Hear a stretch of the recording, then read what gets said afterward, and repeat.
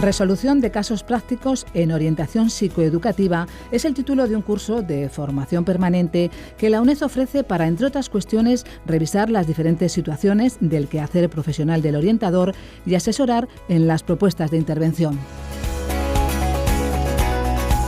Nos acompaña la profesora de la Facultad de Psicología, Josefa Gil, que es también miembro del equipo docente de este curso, para ayudarnos a conocer en qué consiste exactamente el trabajo del orientador en las distintas etapas educativas. Para ello, ha invitado a estar con nosotros hoy a 3 profesionales. Cada una desarrolla su labor en una etapa educativa diferente para que nos expliquen de primera mano las funciones del orientador.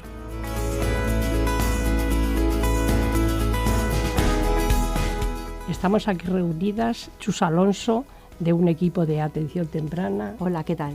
Virginia Moreno, orientadora de instituto. Hola. ¿Qué tal, Virginia? Bien, ¿qué tal? E Isabel Serrano, orientadora de un equipo específico. Hola, buenos días. Vamos a abordar fundamentalmente la orientación y la red de orientación. En infantil y primaria vamos a hablar cercano a las funciones que tiene el orientador en estas edades, desde 0 a 12 años.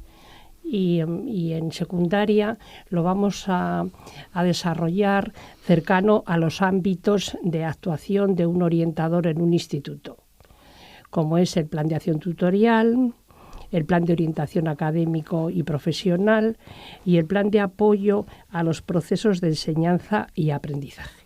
Empezamos primero con Chus Alonso, sobre todo con el equipo de atención temprana, etcétera, etcétera. Pues la atención temprana se refiere sobre todo a la atención a los niños 0 a 3, ¿vale? Aunque hay en situaciones en las que también se puede atender hasta los 0 a 6 cuando se trata de los centros concertados, ¿de acuerdo? Lo normal es que se atienda en 3 ámbitos, en la parte de sector o parte provincial, en la parte de la escuela infantil, que es donde elaboramos nuestras mayores partes de las funciones, y en los centros concertados. Con respecto al sector o a la provincia, lo que normalmente se suele hacer es, con la parte de los niños, se suelen atender en el centro de atención, en el equipo de atención temprana, en nuestra sede, donde hacemos pues unas evaluaciones para determinar cuáles son sus necesidades educativas especiales y cuáles son su propuesta educativa o su orientación educativa. Y esta parte, bueno, pues pueden estar derivados por los centros de salud, por los hospitales e incluso muchas veces por las familias. Y los centros de atención temprana también muchas veces sí que derivan niños para que se haga lo que es una evaluación.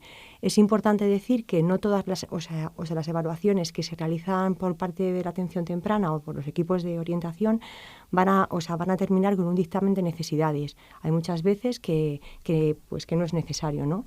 Y bueno, otra parte importante que es donde trabajamos es en las escuelas infantiles. Lo normal es que cuando se determina que un niño es de necesidades educativas se procure una escolarización en temprana en 0-3 y muchos de ellos pasan ya como alumnos de necesidades a escolarizar en las escuelas. Pero es verdad que muchas veces esos niños no han sido detectados y se detectan cuando escolarizan pues de manera así un poco ordinaria en la escuela, ¿no? Y bueno, pues hay una demanda por parte de la educadora que le atiende y es la que pone en marcha pues todo el sistema, ¿no? La orientadora que acude al centro es la que se encarga de quedar con la familia, de ver un poquito cuáles son las referencias que tiene el niño, de las dificultades, y ahí es cuando empieza ya todo el proceso de evaluación.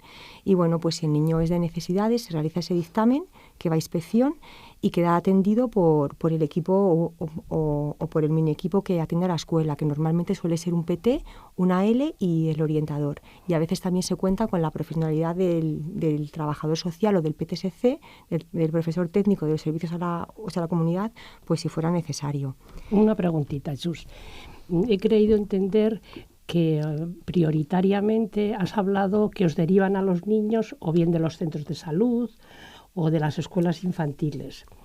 Pero si una familia, por lo que sea, tiene su niño en casa y ve que el desarrollo le parece que no es adecuado conforme a los niños de su edad, es decir, no se ha detectado en ningún centro de salud, ni va a una escuela infantil, ¿tienen acceso las familias a vuestros equipos? Sí.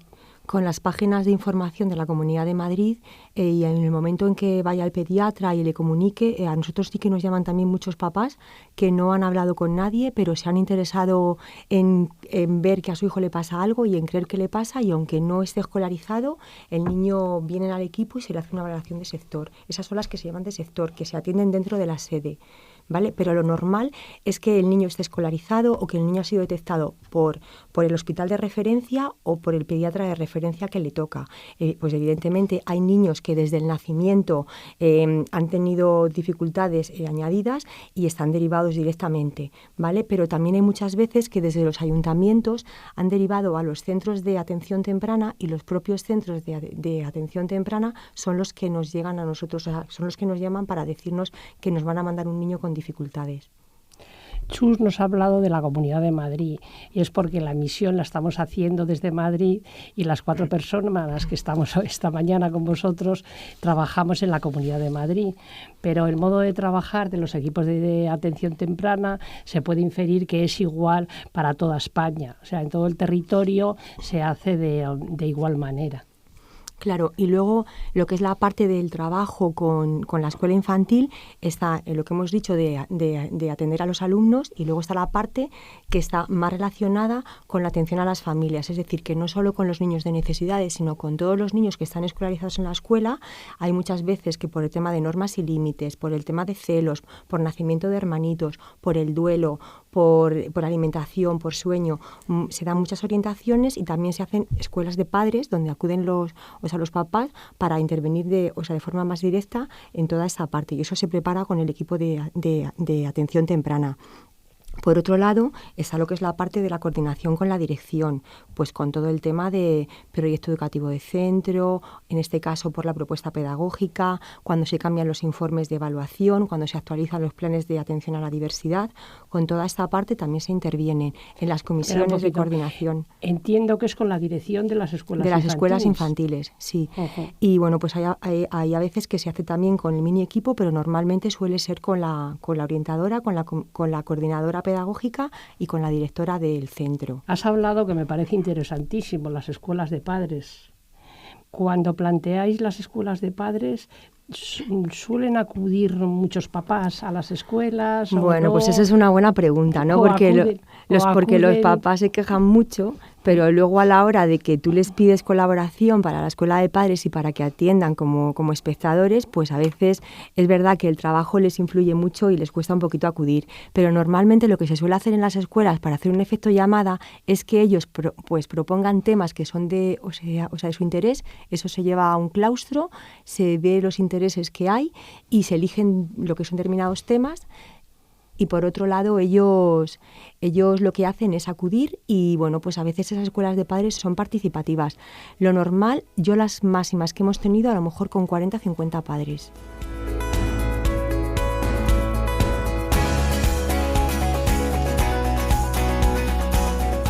Entonces vamos a pasar con Isabel para que nos cuente cuál es el trabajo de los equipos generales y de los equipos específicos. Voy a hacer una diferencia, ya que estamos emitiendo para toda España.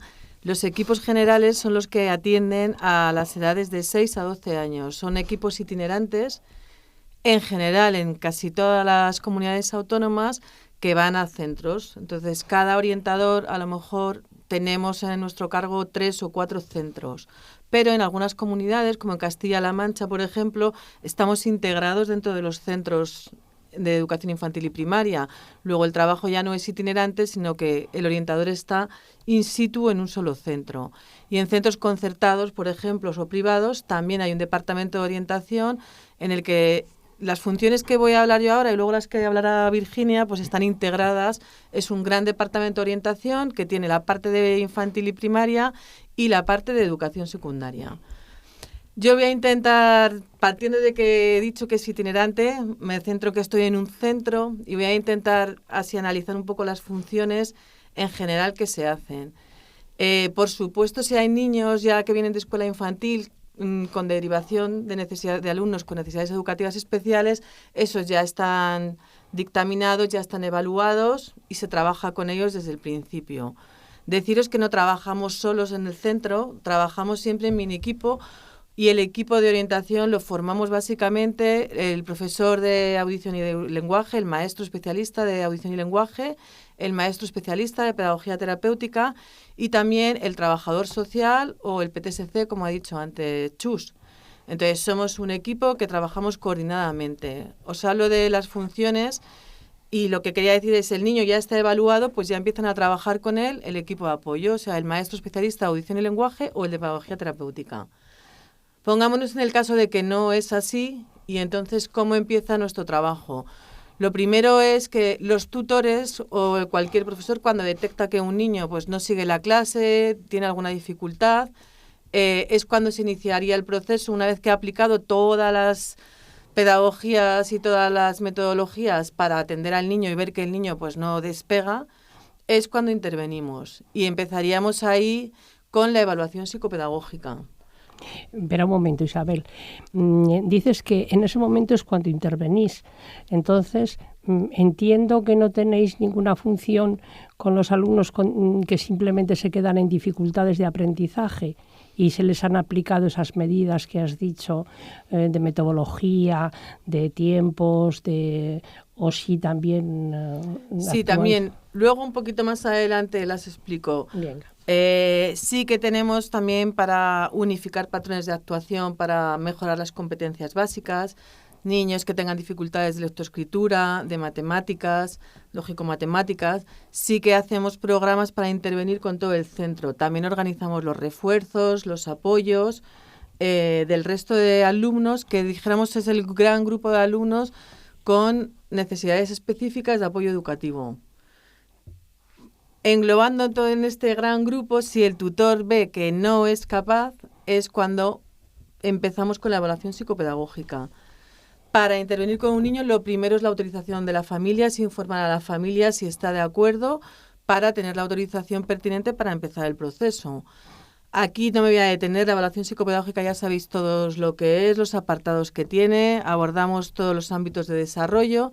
Y lo importante es que se concluye la evaluación psicopedagógica con un informe en el que se especifican las necesidades concretas que tiene el alumno en cada uno de los ámbitos. No solo las necesidades, sino también qué apoyos va a necesitar, tanto personales como materiales.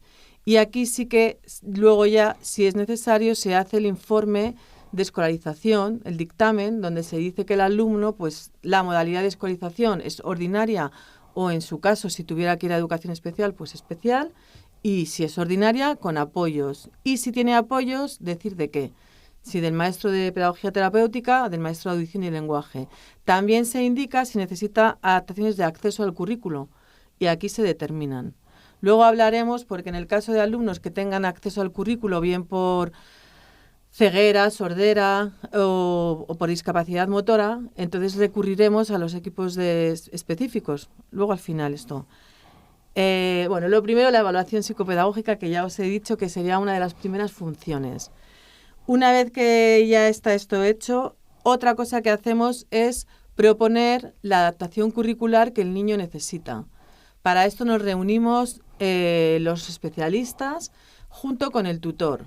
Es muy importante que esté el tutor o el maestro de la especialidad en la que el niño necesita adaptación. La adaptación la necesita un niño porque su nivel de competencia curricular no es el mismo que el de sus compañeros de clase. Entonces, la tarea del profesor es, si el alumno está en quinto de primaria, por ejemplo, y su nivel de competencia curricular es de segundo o de primero de primaria, pues es ir con el tutor o con el maestro viendo cómo adaptar estos objetivos para que la educación sea normalizada y inclusiva realmente. Es decir, que el niño cuando esté en la clase con sus compañeros esté haciendo el mismo tipo de actividades, solo que a su nivel.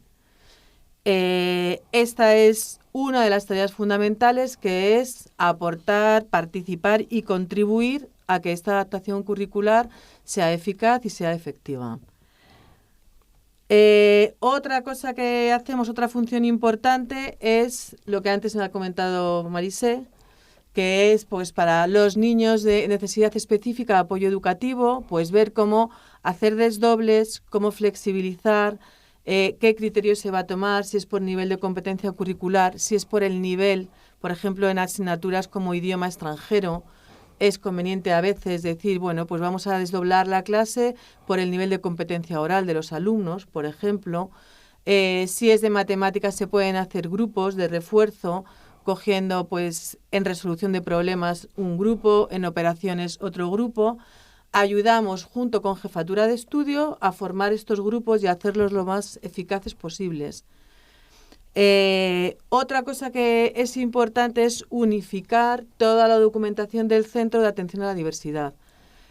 Todo está recogido en el Plan de Atención a la Diversidad del centro y me refiero a cosas tan simples como que haya el mismo modelo de adaptación curricular, que haya plantillas, que haya patrones para que cuando un alumno pase de un curso a otro, la coherencia vertical del proceso de enseñanza y aprendizaje se pueda llevar a cabo correctamente y el profesional coja una documentación con la que sepa qué se ha trabajado y por dónde seguir. Me quedan 2 cositas solo, ya paso a Virginia. Una de ellas es asesorar sobre las relaciones interpersonales, sobre los hábitos y técnicas de estudio. Lo de las relaciones interpersonales es muy importante, estaría de lleno dentro de lo que es la prevención del plan de convivencia del centro, pues es técnicas relacionales para que los niños sepan compartir, para que sepan hablar, para que sepan expresarse, para que manifiesten sus sentimientos de manera adecuadamente y para mejorar el clima social de las aulas. En este sentido, lo que hacemos es pues asesorar al tutor para que él, dentro de su plan de acción tutorial, pueda seguir líneas maestras para que el plan de convivencia del centro se lleve a cabo y el clima social sea adecuado. También asesoramos al tutor sobre la adquisición de hábitos y técnicas de estudio, básicas como el subrayado, lectura comprensiva, detectar ideas principales, ideas secundarias, sentar las bases sólidas para que luego en secundaria los alumnos no tengan problemas a la hora de abordar el estudio. Este asesoramiento lo incluirán también los tutores dentro de su plan de acción tutorial. Y por último, quería decir, adecuar el ritmo de estudio a los alumnos, que la enseñanza sea individualizada y todo esto lo programamos y lo trabajamos generalmente en las reuniones de evaluación, que es cuando sí que podemos detectar pues si un alumno no tiene las mismas notas, los comentarios de los profesores no son similares, pues para dar aquí unas poquitas de pautas. Y hablar la importancia de, ya cuando llegamos a sexto de primaria, del trasvase de información, que le voy a pasar el testigo a Virginia, el trasvase de información de los alumnos con necesidades educativas especiales que pasan al instituto. Normalmente, de cada centro de educación infantil y primaria hay 2 o 3 institutos de referencia, algunos bilingües, otros no bilingües. Más o menos sabemos hacia dónde van a tirar los alumnos. Y por lo tanto, una vez que se acaba el proceso de escolarización, que afortunadamente cada vez se adelanta un poquito más y podemos planificar mejor el siguiente tramo educativo, cuando sabemos los niños que están escolarizados, sí que hacemos reuniones con el orientador del Departamento de Orientación del Instituto, o sea, con Virginia. Y a ella le decimos las características de los alumnos, cómo trabajan, las necesidades que tienen la familia y un poco las redes sociales y de acompañamiento de ese alumno que van a su centro. Y aquí os lo dejo.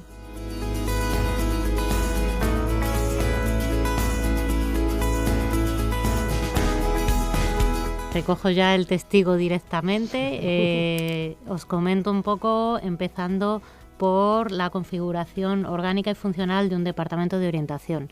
Las cosas que son comunes a mis compañeras que han hablado antes no las repito, como por ejemplo las personas que pueden formar parte de un departamento, que son, por supuesto, un orientador.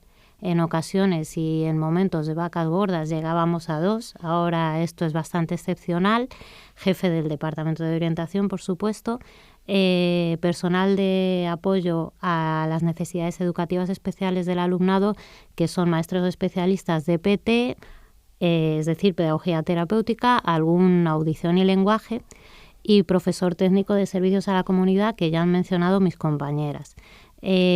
Aparte de este personal, en los departamentos de orientación encontramos los profesores de los ámbitos, que dan el apoyo en el programa de diversificación a extinguir y también en el programa de mejora del aprendizaje y rendimiento, que es un programa que ha incorporado la LOMCE, que está por finalizar su implantación durante el curso que viene y que atiende a algunos alumnos con dificultades de aprendizaje. El programa este último atiende alumnado de segundo y tercero de la ESO para que se puedan incorporar luego a cuarto. Y nuestras funciones se desarrollan a través de 3 ámbitos, como mencionó anteriormente Marisé. El primero es el plan de acción tutorial y las funciones que relacionamos que nosotros como orientadores desarrollamos alrededor de este plan son asesoramiento a los tutores para que la hora de tutoría sea empleada a través de los distintos ámbitos que configuran los trimestres. Por ejemplo, el primer trimestre se dedica más bien a la acogida del alumnado, recordar las normas de funcionamiento de la clase y establecerlas, retomar toda la información que los centros de primaria, como ha dicho Isabel, nos pasa en ese traspaso de información del final del curso anterior y, bueno, un poco preparar las reuniones de inicio de curso con las familias. A lo largo del segundo trimestre se van trabajando distintas temáticas según también los niveles, primero, segundo, tercero, cuarto de la ESO o bachillerato, y según las necesidades de los grupos, pues podemos dedicarnos a la convivencia, prevención de conflictos, hábitos de higiene o autocuidado, educación afectivo-sexual. Esos son algunos de los ámbitos que se pueden trabajar en las tutorías. Y en el tercer trimestre ya vamos un poco diversificando a los alumnos a los distintos programas de apoyo, para lo cual tenemos que contar con cierta documentación en la cual colabora el tutor y preparando ya las salidas de alumnado que puedan ir a otros estudios diferentes a la finalización de la ESO. En alumnos que saldrán del instituto colaboramos en la preparación del consejo orientador con los tutores, que es donde nosotros recomendamos qué es lo que han de cursar al finalizar o si se van sin el título también. El segundo gran ámbito de intervención es la orientación académico y profesional y también desarrollamos muchas actividades en colaboración con los tutores, como son, por ejemplo, asesoramientos sobre la posobligatoria, bachillerato, ciclos formativos de grado medio, también sobre alumnos que a los 17 años vayan a preparar la prueba de acceso a grado medio, y también en el caso de alumnos de bachillerato se desarrollan distintas actuaciones en relación con los estudios superiores, como son pues estudios de grado universitarios o estudios de ciclos formativos de grado superior, que es las dos grandes vías para cuando finaliza el segundo de bachillerato. Y aquí pues preparamos, por ejemplo, salidas extraescolares como aula.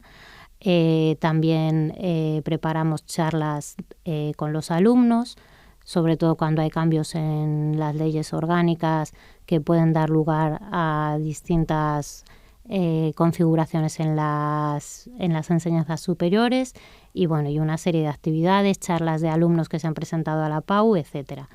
Y el último gran núcleo de funciones lo desarrollamos alrededor del apoyo al proceso de enseñanza-aprendizaje, que desarrollamos funciones tanto de detección de alumnado vía evaluación psicopedagógica y o dictamen de escolarización, como han comentado mis compañeras, aunque en secundaria vienen la mayoría de alumnos ya diagnosticados de las etapas anteriores, y también participamos en la detección de alumnos de otras medidas de atención a la diversidad, como son la compensatoria en primero y segundo de la ESO, la organización de los apoyos y la evaluación del alumnado.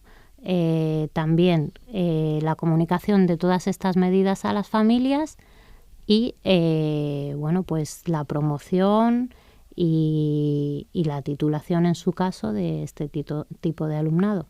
Y bueno, todo esto ya se remata del todo con la colaboración con los servicios externos, como son servicios sociales, centro de atención a la infancia, centro de atención a la familia en su caso, centros de salud mental Y hay un largo etcétera dependiendo un poco del enclave del instituto y de las necesidades de los alumnos.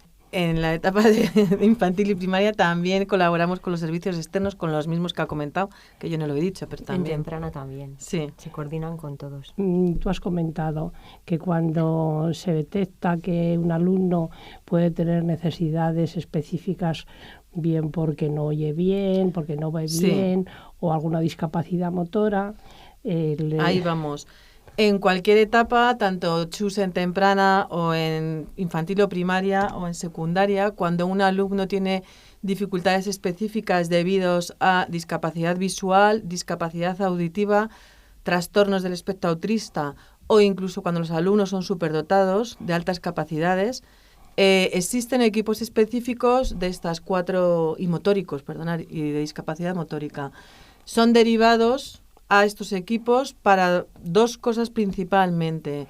Bueno, más de dos cosas. Lo principal es completar la evaluación psicopedagógica si necesita adaptaciones de acceso, por ejemplo, braille en discapacidad visual, y también para dotarles de material de acceso al currículo a los centros. En los equipos específicos hay personal técnico especializado que decide y valora qué tipo de adaptación necesita el alumno y se tramita a través de los equipos específicos. Además, ayuda a las familias, seguimiento a las familias y formación a los profesores de las distintas etapas para atender en las mejores circunstancias a estos alumnos. Sí, pero entiendo que estos equipos específicos lo que hacen es valorar las necesidades educativas, no la discapacidad, o sea, no la discapacidad visual, motora. La discapacidad visual, motora o auditiva viene todo con informes médicos. Y no entramos ahí, sino en cómo influye esta discapacidad en el proceso de enseñanza y aprendizaje. Bueno, pues muchísimas gracias. Hemos pasado un rato fenomenal con vosotras. Y Chus, muchas gracias por todo. Y mucho ánimo a seguir trabajando con los pequeñitos, Virginia e Isabel. Muchas gracias. Esperamos estar pronto con vosotros. Un saludo. Hasta luego. Hasta luego.